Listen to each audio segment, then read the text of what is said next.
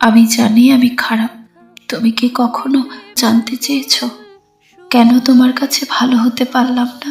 এতটা ভালোবেসেও কেন তোমার প্রিয় মানুষ হয়ে থাকতে পারলাম না? তুমি কি জানো, তোমার প্রতি প্রশ্ন না করাটাই আমার ভুল ছিল। তোমার পছন্দের মানুষ হতে গিয়ে আমি নিজেকেই হারিয়ে ফেলেছি। আমার পাগলামি, আমার ছেলে মানুষই, যেগুলো এক সময় তোমার হাসির কারণ ছিল, আজ সেগুলোই তোমার চোখে কাঁটা। তুমি একবারও বললে না ঠিক কবে থেকে আমি তোমার কাছে অসহ্য হয়ে গেলাম।